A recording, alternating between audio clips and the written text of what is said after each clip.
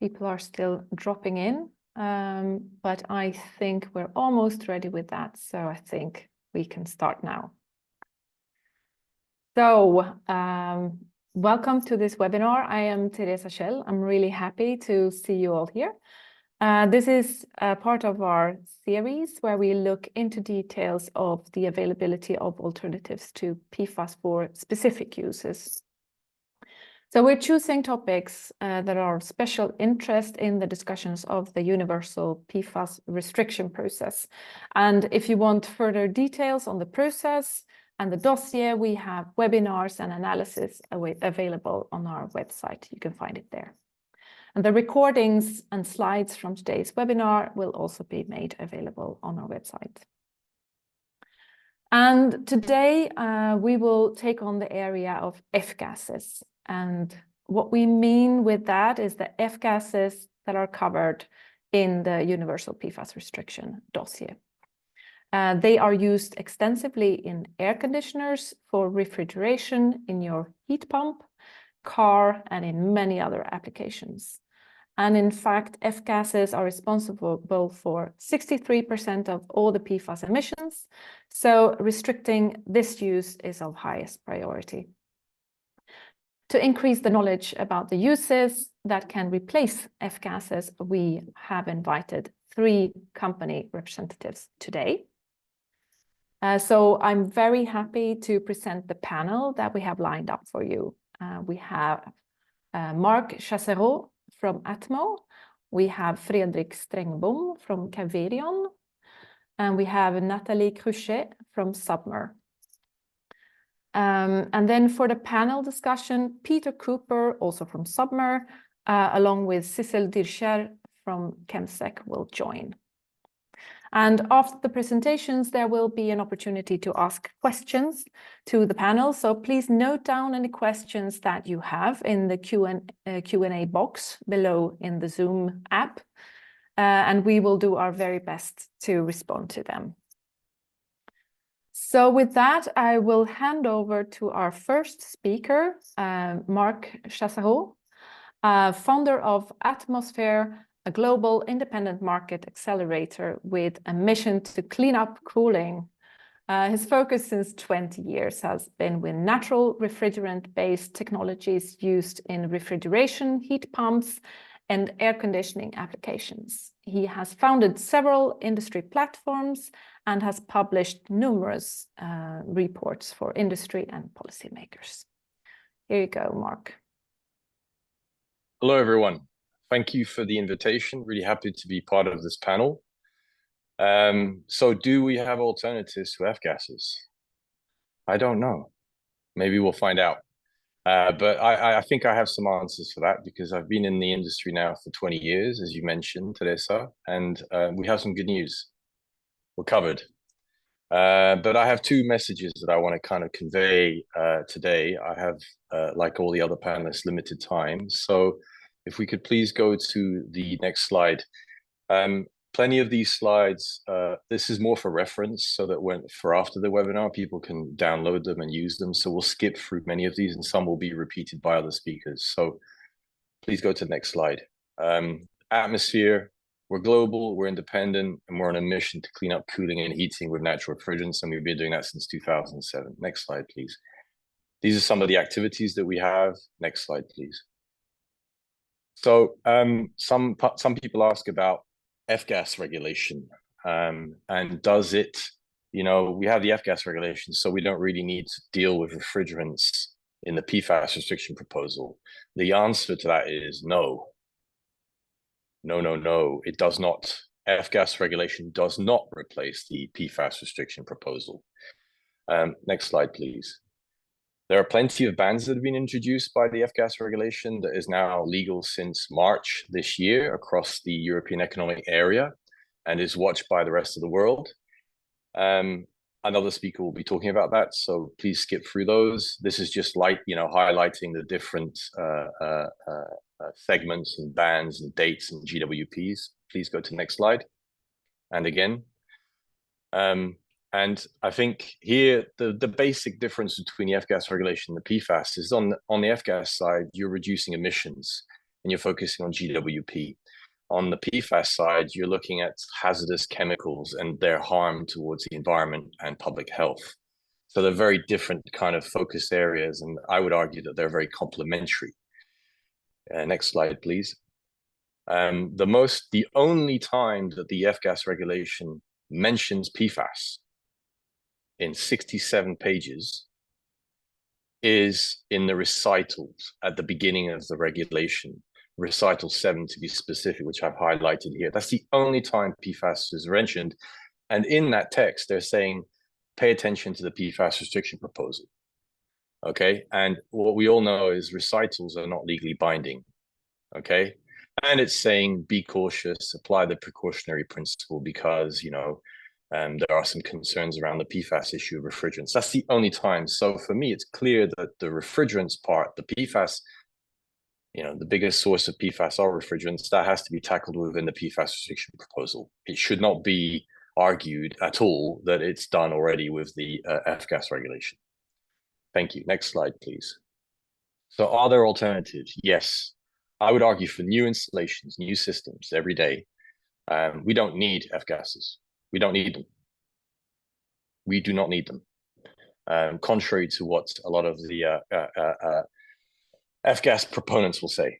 There are plenty of alternatives, and they're better already today, and they're commercially available today in 99% of the cases. Next slide, please. A good place to get information is actually a website called naturalrefrigerants.com that we manage. And we've been doing this for 15 plus years. We've written thousands of articles and case studies about natural refrigerants being used in the market. And they have generated plenty of views on the online, and there are new products being added to this marketplace every week, and it's read by thousands and thousands of experts worldwide. So this isn't theory, it's practice. It happens, they exist, and it's been going on for a long time. Next slide, please. Next slide, please. So this is a great overview of all the different types of application areas, and presented by a world-leading academic, Armin Hafner. And what's interesting here is that he's saying, hey, not only are there alternatives in domestic applications, commercial, industrial, but there are different alternatives between the different natural refrigerants, because there's CO2, there's ammonia, there's hydrocarbons, there's even air and water, and they compete with each other. So it's not, when you're going away from F-gases to naturals, you have a choice of different natural refrigerants, and this is important. Okay, you're not creating another monopoly or duopoly. Next slide, please. So mobile air conditioning. This is a hot topic because this is the fastest growing source of PFAS pollution, because all those HFO 1235 that are in our air conditioning systems across Europe have created thousands and thousands of tons of PFAS. And it's a real problem. Next slide, please. The good news here is that there are already commercially available CO2 heat pump systems in electric vehicles, and specifically Volkswagen and their ID platform that has various models. They've been selling CO2 heat pumps in the market. You can buy them today in Europe. They've already sold 600,000 electric vehicles with CO2 heat pumps, and they plan to have sold 5.5 million by 2028. 5 million by 2028. So, you know, this is a commercially available technology, and this already for the first generation is already 10% more efficient than HFO 1234F. And the good news also is that there are plenty of other players. Denso were showcasing a CO2 heat pump at a recent trade show, and there are plenty of other component suppliers, system suppliers like Schaeffler, Valeo, Sandens, and these are European and international players bringing CO2 component systems to the market today. And there are also developments of propane-based air conditioning heat pumps for vehicles. Next slide, please. And if we look at trains, Deutsche Bahn is looking and testing and working with propane and CO2 systems. Buses run today, electric buses run today with Convector. They're the market leader, CO2 heat pumps. And precisely because of that, we're organizing a conference together with the Technical University of Berlin on these topics in September to bring that part of the industry together, because there are many, many solutions and providers today in 2024. Next slide, please. And it's all about scaling up. Transport refrigeration, next slide. Trucks, alternatives like Equaltech already have those, and Tesco, for example, a supermarket in the UK, has already started using these systems. Commercial vans with propane refrigeration systems, electric vans from PBX, an Austrian company. And then there are plenty of suppliers and end users working on the reefer side. So there's plenty of solutions already today with natural refrigerants in transport refrigeration. Not 10 years from now, today. And that's only going to increase. Next slide, please. Commercial refrigeration, that's the easy one. Next slide. We don't need F-gases anymore. I mean, in practice, 90% of new supermarkets in Europe today are installed with natural refrigerants. That's a fact. We track this, and this is some data from a report that we've published that's freely available. There are thousands and thousands and thousands of CO2 stores across Europe today. Next slide. And there are millions of hydrocarbon units installed in Europe today already, and we've been tracking this. And there are examples now, and the image in the middle is an example of a propane supermarket that will compete with a CO2 supermarket. So again, they're competing on efficiency and other aspects, usability, etc., implementation. But it's two natural refrigerants competing with each other. We don't need HFCs. No point. Next slide, please. Industrial refrigeration. Next slide. Again, large industrial installations that have used centralized ammonia systems have been a de facto standard for decades. I mean, that's anyone in the industrial refrigeration industry will tell you that. Now, there are two interesting trends, however. Ammonia is also going super low charge. Now they're trying to reduce the charge of ammonia because of toxicity and concerns. And so that opens up new opportunities for ammonia systems. But at the same time, in industrial, you're also seeing CO2 now enter into the market and compete actually with ammonia. Next slide. Domestic refrigeration. Next slide. That's a done deal. There are over 1 billion domestic refrigerators with isobutane today, and that's been a de facto standard for nearly 20 years now in Europe. All your refrigerators at home have a hydrocarbon in them. Next slide. All right, air conditioning and domestic heat pumps. This is the new one going. So again, here, very interesting developments, and this is all happening today. It's very fast-moving market. Next slide. But what we've seen, and these are just examples, at a big trade show last year in Frankfurt, ISH, we identified over 50 different European and Asian manufacturers with propane heat pumps available in the market this year. And these are just examples of brand names, and you can see a research on the right that's freely downloadable to learn more. Next slide, please, and that'll be my last one, or two more. And then for the larger systems, commercial heat pumps. This is also a really fast-moving market. And in 2024, 2022, it was a different situation. Now in 2024, there are many solutions. Next slide. And just 2 months ago, at a trade show called Mostra Convegno MCE in Milan in March, the show, for any of them attended, was full of commercial size heat pumps with propane and CO2, but mostly propane. So again, there's competition between propane and CO2 on the small domestic heat pumps, and then the large ones. Competition between the natural refrigerants, and they're more efficient. And so why do we need F-gases today? Next slide. Thank you.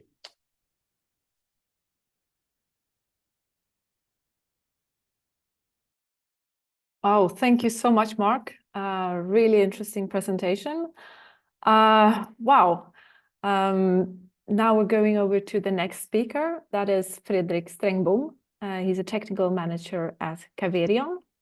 He has a 20-year experience of development, design, and installation of sub- and transcritical refrigeration and heat pump systems, both for commercial and industrial purposes. He also has extensive experience from refrigeration systems using HFC, HCFC, HFO, HC, and ammonia refrigerants. Go ahead, Fredrik. Thank you, Teresa. Like Mark, I have a few slides, so I will start immediately. Only one thing, I think this presentation don't start from the beginning now, so maybe some mix up in the slides. This is, I think, in the middle of my presentation. Any suggestion how to continue? Because I think actually I need to start from beginning, otherwise it don't make sense. Sorry about the hiccups, Fredrik. We will try to solve it. Yes. We have some issues with Zoom at the moment where we have Aha. trouble with focusing on the right camera and so forth. But Yeah. we're solving it. We have a very experienced tech person on that. So would it be possible for you to start without, or should we just wait? I think yes, I can just start in some general information, because my part was about the F gases, and I would like to tell a bit about this journey. I mean, now from March this year, we have actually the third regulation for use of F gas in EU, and it means actually that by 2050, we will use no more F-gas in EU market. The regulation we had before this one from 2014 was the second one, and it was that one was limiting the use by 80% until 2030. So it's a big difference actually, but yes, I think now it goes from the beginning. So okay, great. And I will also ask the tech person to change video so that you are in the picture. Yes, go on. Okay, yes, we can start to with next slide. Yes, like I just mentioned a bit about, this is my part is about this transformation, successful transformation from synthetic to natural refrigerant within cooling and heat pump sector, avoiding all this disadvantage we have from ozone depletion and global warming and TFA and PFAS and everything we don't like to have. So next slide, please. Of course, you all know we try to keep our climate on Earth and avoid. We'd like to avoid voiding our planet, and F-gas use is one of many reasons, of course. But next slide. F-gas is very important for this global warming. And as you see on this picture, we use F-gases for many purposes, but for refrigeration, air conditioning, heating, and as heat transfer fluid, F-gas is the majority, you can say, actually, of the use of F-gas is for this sector. Next slide. Like I just mentioned, the regulation we had from 2014, 10 years ago, then it said that we should reduce the usage of F-gas in EU from 2015. It was, how to say, the 100% reference year, and by 2030 we should have reduced about 80%. So that was the regulation before the one we have now. We can have next slide. You can see it like this in this picture, the history about refrigeration. I mean, 200 years ago, there were no F-gases, but there was used natural refrigerant. And then around 100 years ago, there was this invention of CFC, the trademark Freon. And then we have had almost 100 years of use of F-gas. But if you look to the right, we see that 10 years ago, it was expected that natural refrigerants and some part would still be synthetic refrigerant like HFOs. So maybe at the most 20% of the total usage. And that was 10 years ago, you can say. Next slide, please. But during 10 years since the last regulation, we have discovered that it was not that simple anyway. F-gas have big impact on the global warming, of course, that has been known for a long time. But also now we have learned that there are other disadvantages with these synthetic refrigerants. One is that they, depending on the media, of course, but it form partly or in some cases also 100% it forms TFA when in the ambient, and it's also something that is discovered quite recently now that also this very low GWP HFOs, once they are released in the atmosphere, they form not only TFA but also other new substances that has in some cases extremely high GWP values. So actually you can say that we have not done anything real, how to say, because we have just replaced one media with another, but the climate impact and the global warming is in some cases still more or less the same. We can have next slide, please. And furthermore, besides this negative impact on the climate and all these things, there are also other problems technically in the systems, and one is actually that some of the low GWP refrigerants, these synthetic refrigerants, actually how to say it turns to like it says here, polymerization. I mean, it stopped being the refrigerant that you usually filled in your system, and it becomes other media, and of course this has impact on the efficiency and gives a lot of technical issues for producers of chillers and during maintenance and so on. So there are a lot of other issues with synthetic refrigerants. Next slide, please. So this gives, we have this impact on the climate, we have technical issues with low GWP synthetic medias. So now, since the beginning of this year, in March, we have this third regulation in EU that actually mean that by 2050, we should stop use synthetic refrigerant F-gas, more or less 100%. Of course, can always be some very special demand or application, but in the big picture, it should not be used. Yes. We can have next picture, please.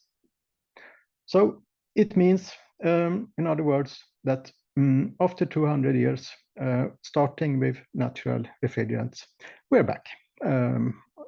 And as you remember from the previous picture I showed of this 10 years ago, there was still some partly synthetic refrigerant, but now actually we cannot use. We can have next slide, please. So, like Mark pointed out, I fully agree. We can actually do everything with natural refrigerants. We don't need a synthetic one. There are more medias available than what we have in this slide, but these are maybe the most interesting or most used ones. So I go for this one in this presentation now. And to the left, it's hydrocarbon, propane. There are also others, but hydrocarbons as a group. They are flammable, so of course not always easy to use if there are need for large capacities or large amount of refrigerant. So that's why limitation in capacity is something up to 500 kilowatts in average. In the middle, we have CO2. Of course, maybe the most multi-purpose refrigerant because you can use it in many different temperatures and capacity, different size of the systems. And only thing is it's a high pressure media, so some special care of the design of the system. And to the right, we have ammonia. Of course, I mean, all this refrigerant is very efficient, and ammonia is one of the most efficient, but challenge is that it's poisonous. So it has been mostly used in industrial process installations, bigger installations, and probably this will also be for the future. In big industrial process, ammonia is an excellent refrigerant. Next slide, please. So since this I have to say multi-purpose and not flammable and not poisonous, CO2 increase dramatically. And some information about supermarkets now, because I think the supermarket sector was the one that actually, in a bigger scale, started to use CO2 maybe around 15 years ago. Next slide, please. So until now, we have discussed about impact on the climate and technical issues with different kinds of refrigerants, but it's also very important to understand that we must have also healthy business, and to avoid the climate impact, or keep it as low as possible, the energy consumption, energy use must also be kept very low. And this is actually one of the reasons behind the big success for CO2 in the supermarket sector, that it's actually possible to make very, very, very efficient refrigeration system with CO2. And the reason is that you can combine efficient refrigeration in the cabinets and cold rooms and so on in a supermarket, and at the same time you can produce heat with high efficiency. So you can say maybe the first generation of CO2 systems implementing efficient heat recovery reduced energy consumption compared to synthetic refrigerants a lot, maybe around 40%. And then during the years, a lot of improvements for the system, new components, how to control the systems. There is ejectors and parallel compressor, many technical features that actually make annual energy consumption. In some cases, it can be half or even more actually compared to synthetic. And if you do what is possible today, I mean, if you install a full concept with integrated system in a supermarket, and also taking in consideration the building itself, maybe you have a geo energy system and do this integration, the reduction in energy use is amazing, actually. It can be as much as 70% reduction on annually. Yes, you can have next slide, please. So could be something like in this picture. This one illustrates a supermarket around 10,000 square meter, quite big one. And the refrigeration system is integrated in the building, providing all the air conditioning and heating and the sanitary water for showers and so on. Not only for the supermarket itself, but also for the neighbors, because neighbor building is a shopping mall here, also around 10,000 square meter. And you have a geothermal energy storage that allows you to store energy between summer and winter condition and increase the efficiency. So just one example of how you can utilize this technology that and the enabler is, of course, the natural refrigerant CO2 in this case. You can have next slide, please. And just another way to illustrate how this actually works, that normally in a building, you can have more or less simultaneously, you can have a need for cooling or heating. For example, you can have a need for air conditioning, so you need to have a chiller running, and at the same time, someone maybe like to take a shower, and then you need to have a boiler or district heating or a heat pump or whatever. So if you take next slide, if you instead do this in the same refrigeration system, in an integrated system, and you circulate the energy instead, even if the building still consumes more or less the same amount of energy, the supplied energy to run this building can actually be very much decreased or much lower. Yes, you can have next slide, please. Can also be like this study. This is a few years old. It's a very old building, and this was to illustrate that even in very old building, this one is I think almost 200 years old. It's possible to implement this modern integrated system. You don't need to have a totally new building with everything. Yes, you can have the next slide, please. So this is actually how to say, measured numbers from this building running before and after with this integrated system.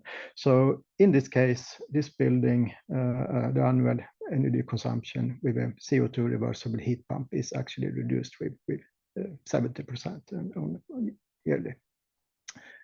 You can have next slide, please.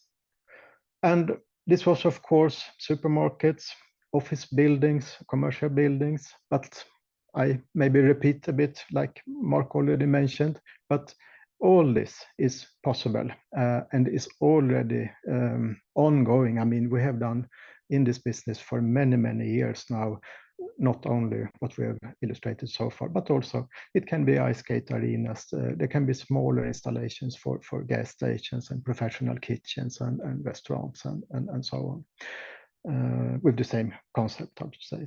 So also avoiding synthetic refrigerant, but also lower the energy consumption. So you can have next slide, please. And of course, the mobile transport sector is following very quickly now.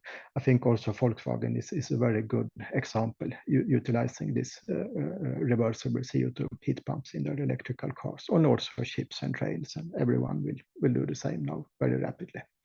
Next slide, please. And just because there is maybe always someone that thinks that, yes, but you cannot do anything or everything. There is some special need or demand that still you will need some synthetic refrigerant. But actually, I would say that there is not actually.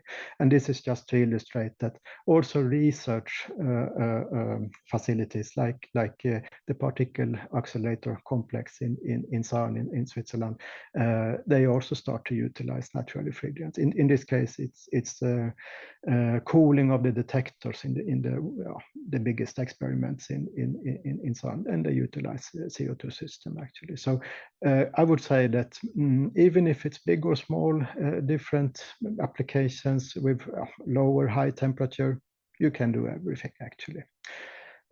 Yes, next slide, please. So this was about F-gas, and of course, I mean, since also this ongoing discussion now about PFAS. If you take next picture,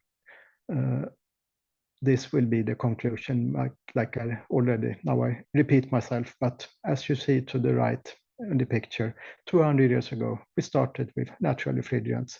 We have this synthetic for some years now, but we will go back to the beginning. The twist or the difference now is that now we have the possibilities to design this system so they are safe, they are efficient, they are sustainable, and also this is very good for the business. I mean, we cannot, I mean, the enabler for all this to happen is actually that you can do, I mean, it must be affordable. And really the thing now is that if you do this properly, it's better business with natural refrigerants than continue with synthetics. So yes, okay, thank you. Thank you so much, Fredrik. And I see that there are many questions being put in the Q&A box, so that's great. Keep on doing that, please, and we'll address as much as we can later on. So with that, I bring us to the last speaker of the day. That's Nathalie Cruchet. She is head of sustainability at Submer with 20 years experience in international business management within the IT industry, leading the sustainability strategy and operations at Submer. And with this, we neatly wave in the twin transition, both with the green and digital one, into this pressing topic of F-gases. Nathalie. Thank you so much for the invitation to this panel. So hello, everyone. As you mentioned, I'm in charge of sustainability for a company called Submer, and today I'm going to explain the cooling systems in the data center industry, and specifically immersion, which is what we do. So you can go to next slide, please. Thank you. So data centers are a critical component of Europe's digital infrastructures, supporting cloud services, telecommunication, and the digital economy. And with the emergence of new technology like artificial intelligence or the Internet of Things, the European market size is forecasted to grow over 45% by 2029. In general, data centers consume a huge amount of electricity for the IT hardware to work, and the IT hardware rejects heat. But if the IT equipment gets too hot, it stops working, so it's crucial to cool them properly. Cooling systems in data center represent about a third of the energy that is being consumed by the data center. And within the data center cooling industry, the revenue is split with about 90% on air cooling and 10% on liquid cooling. Okay. Next slide, please. Okay, so now I will explain the different type of cooling technology that are on the market today. On the one hand, you have air cooling. On the other, there is liquid cooling solutions.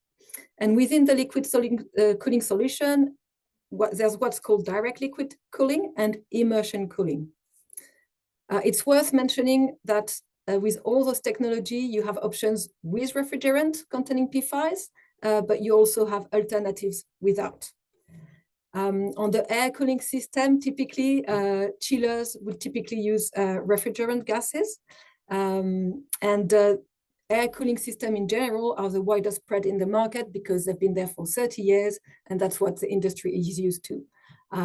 But even though the air cooling is forecasted to grow, it will not grow as high or as fast as the liquid cooling, and I will explain on the next slide why. The direct cooling technology consists of circulating the liquid directly over the hardware component or over the server. And some coolants are water, some other use refrigerant, although the quantity of liquid for each server is relatively small. This technology dissipates the heat of the hottest component very efficiently, but it still requires air cooling technology to dissipate the 25 to 30% of the remaining heat from the server. And then you have immersion cooling. So immersion cooling consists of submerging hardware in a dielectric coolant. So you have tanks and you put it directly in the liquid. And you have two technologies for that, what is called single phase. It's still on the same slide. Yeah. You have what is called a single phase and two-phase cooling. Both require hundreds of liters of coolant for each tank, okay, which is an important factor to remember. On single-phase cooling, basically the heat of the component is transferred to the liquid, and then the liquid circulates in a heat exchanger with cold water to cool down the fluid to circulate it back into the tank. And there are several types of dielectric coolant, like vegetable oil or synthetic oil, which are biodegradable, non-toxic, and with low volatility. Okay? And on the other hand, you have two-phase cooling technology, where the component heat transfer to the liquid, which boils the liquid at a low temperature and turns into vapor. And the vapor rises and condenses on a heat exchanger. Okay. I stopped being too technical, but basically, the main liquid that is being used for two-phase immersion cooling was produced by 3M and contained PFAS refrigerant. So now we can go to next slide. I'll go back into the reason why air cooling is limited for data center now, for two main reasons. The first one is the density. So data center have to deal with very hot CPUs, and the traditional air cooling technology can keep up with that. So if you're looking into the graph, you have Intel or NVIDIA that are coming out with new CPUs and GPUs, which can go 500 watt up to 1,000 watt, okay? And air cooling can cool up to 400 watt. So if the data center wants to keep up with the technology, they're gonna have to shift to liquid cooling. And there's also a second aspect, which is sustainability. With the new EU Energy Efficiency Directive, data centers are required to be more efficient on energy and on water consumption, but also to look into recovering the heat that they produce. And liquid cooling technology is the most sustainable technology there is for cooling, as well as the best technology to do heat reuse for data centers. So now you can go to next slide. So that's why liquid cooling market, although it's 10% for now, should be representing by 2028 about 30% of the data center cooling solutions. And as of today, direct liquid cooling is the most adopted liquid technology, and it will keep the highest market share for the next 3 years, but immersion cooling is predicted to have the highest year-on-year growth, okay? So you can go to next slide. So as I mentioned, we believe that immersion cooling, which today is an emerging technology, is going to be adopted rapidly by the industry in the years to come. And this technology uses a huge amount of dielectric fluid, which is crucial to regulate. Two-phase cooling is definitely a very efficient technology to cool down IT equipment, but it comes with potential toxic fluid that can impact both human health and the environment. And since 3M announced back in 2022 the cease of manufacturing of the fluid by 2025, we have seen new fluid coming in the two-phase market, claiming sustainable PFAS and low-impact HFO. And we witness a regain of interest in the industry to invest in this technology. But immersion alternatives exist. Single-phase cooling is efficient, it's cost-effective, and it's available in the market. And there are already several providers of this solution, including European companies like Summer, Asperitas, or Isotope. So you can go to next slide, please. Okay, so conclusion and key takeaway. The data center industry is a fast-growing market which consumes a lot of energy, produces a lot of heat, and require efficient cooling technologies. Liquid cooling only represents 10% for now, but it's forecasted to triple in the next 5 years. And immersion cooling is an emerging technology with limited market share for now, but it's expected to grow significantly in the next years, implying using thousands of liters of coolant. Whether it's air cooling, direct liquid cooling, or immersion cooling, the data center industry have many efficient alternatives to PFAS or HFO chemicals. And that's it on my side. Thank you very much for listening. Thank you so much, Natalie, for that presentation, and also to the other speakers that we had before. Now we're going over to the Q&A section, and then we also have Sissel Dyrskjær joining us from Chemsec, in case there are questions related to how we see things. We have had a lot of questions coming in. And I know that both Mark and especially Fredrik, you already covered some of the issues the problems that you see with some of these technologies, but I think there is need to elaborate a bit on that. We have many questions like, what about the safety assessments of natural refrigerants due to flammability? And maybe you can also link this to how you see the F-gas solutions and the negative impacts from them and compare them a little bit. Would that be possible? Fredrik, maybe? Yes, of course. You mean the question is about safety? Yes. If you have, for example, flammable refrigerant, yes. But there is, I mean, the big difference now from 200 years ago. I mean, the reason for synthetic refrigerants was actually that, yes, there were accidents using natural refrigerants if you go back more than 100 years ago, because we didn't have the possibility to design and monitor and have surveillance on the installations done. But now there is, I mean, we have all the tools in the toolbox to monitor the installations. We have gas warning systems. We have possibilities to ventilate and indicate if there are some reason for alert or warnings to avoid danger for persons or the building. So yes, of course, everything is available, and of course, everything, as always, is you need to have the proper knowledge and follow the regulations and directives. But yes, everything is available and known, and there is extensive experience, I would say. Maybe not common knowledge to everyone, but yes, there is, and I think we all have a mission to provide this. I mean, to spread this knowledge, of course, as we do in this webinar, of course, now. So yes, the answer is, of course, yes, everything is available and possible. So yes. Thank you, Fredrik. I see that Mark is waving his hand. He wants to answer as well. Go ahead, Mark. 3 things. HFOs are flammable too. Let's not forget that, right? They've managed to influence the standards making bodies to claim that they're less flammable, but they're flammable. Yes. So, you know, let's not forget that. Secondly, there are a bunch of standards, IEC standards, that have been updated for commercial refrigeration, for heat pumps and split systems to allow for larger charges, okay, of hydrocarbons, but also flammable HFOs. So I can share those different standards later if you want.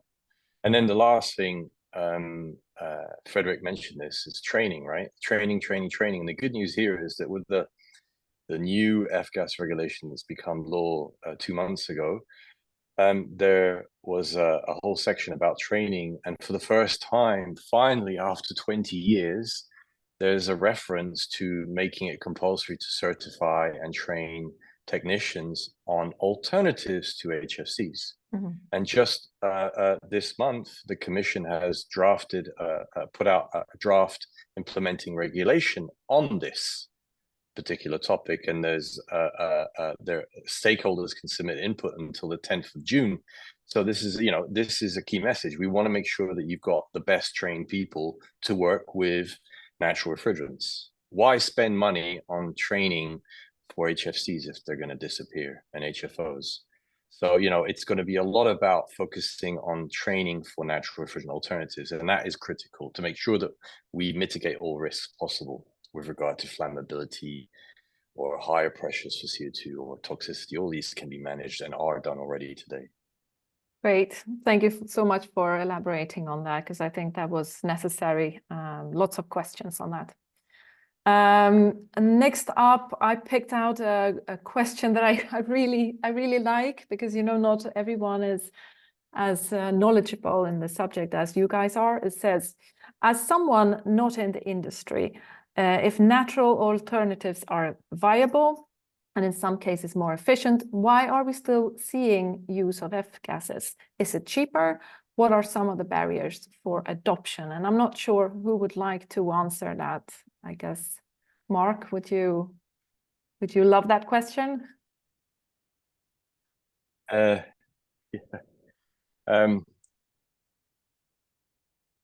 So when you have scale, volume in production, natural refrigerants are cheaper. We've seen that in supermarkets today. So they're more efficient and they're cheaper. If you had a polluter pays principle and you actually had the HFOs and HFCs paying for the pollution they're creating, then it would be cheap. Natural refrigerant alternatives would be cheaper. It'd be game over. The reality is that these solutions, these synthetic solutions that have created the ozone hole, accelerated global warming, and now are massively polluting the water our children are drinking, they've not paid for that pollution.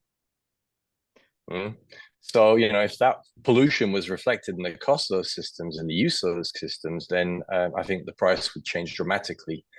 And I think a lot of it, thankfully, a lot of government regulators, investors, end users are seeing that there's a massive financial risk in having these synthetics, because you're basically buying equipment now that will be gone in it will be irrelevant. You won't be able to buy the refrigerant in 5 years' time.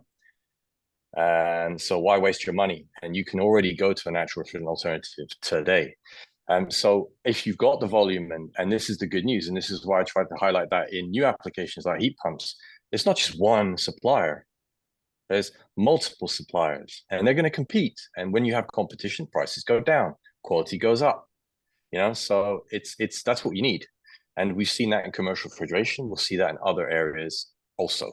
It's not rocket science. Thank you. Do we have anyone else who would like to comment on that question? I can just add that maybe the key takeaway from my slides is exactly this, that it's already today good business. I mean, it's if you look the operation in 15 years and if you include the investment and everything, it's a really good business with natural refrigerants. And also, I mean, there is now also the tools that will make successful business. I mean, like taxonomy and all these things. I mean, there are other. You don't like to stay in this, how to say, old-fashioned way of doing business because it's not part of the future, actually. Sissel, I saw you waving also. Would you like to comment on it? Yeah, it's just like two suggestions that you can say if you agree or not. That I think there may also be a cultural aspect in it, that many companies just want to use what they have always used and what they know about, and also that those that will supply the PFAS refrigerants are very good at advertising and very good at making their case towards their customers, I think. I don't know if you agree with that. Thanks. So now we have a smaller question maybe, but still interesting. The question is it possible to change refrigerant to natural in an already existing system, or do you have to install a whole new system? I think I can also answer on that one, and the very simple answer is no. And the reason is not only the refrigerant and the technical design. I mean, of course, maybe could be possible, but we must not forget the impact on the climate and the energy consumption, because after all, the investment of the system itself is one part, but you will run it for 15, 20 years. And if you can increase the efficiency, it can, and you apply a new control system and monitoring, and it's like we just discussed about safety. In the end, the answer is you need a new system for many reasons. So even if some case maybe could be possible, but it's not the preferred way to do it. So. Okay, thank you so much. Then there is a question for Sissel. What kind of stakeholder interest other than this do you see in the F-gas issue due to the PFAS aspect? Yeah, thank you for that question. Well, one stakeholder I can mention, which I think is quite interesting, is that ChemSec coordinates an investors initiative where investors look at how they can support more sustainable businesses. And they, the PFASs are one of the key issues that they want to address in the companies that they invest in.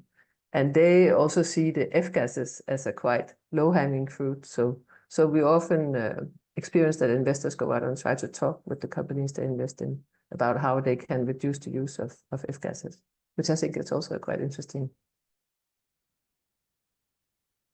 Great, thank you so much. We're getting to the end of this webinar.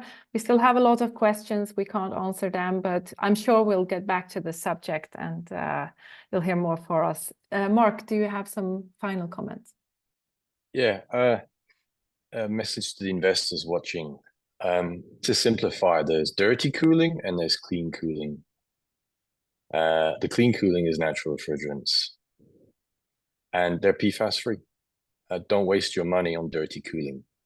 That's not the future, and you'll waste your money for that. And your investors will be unhappy with that decision. I think they are quite aware of that, but thanks for clarifying. So now I've taken some notes here during your presentations and the Q&A to try to summarize slightly. I mean, I personally, I think it's such a positive and energizing message that you all convey. It's really, really nice to hear. These highly knowledgeable experts not only agreeing that there are F-gas alternatives, but that the PFAS-free solutions are high performing and also are able to make that necessary transition also into the digital transition. So that is really, really nice to hear. That the alternatives provide a high functionality along with being a wise choice financially, especially with a growing market. So given the fact that these uses are responsible for over 60% of the PFAS emissions, together with the fact that the alternatives are available, I mean, this should be a high priority function in the universal PFAS process. It's a low-hanging fruit, like you said, Sissel, a kind of simple use situation.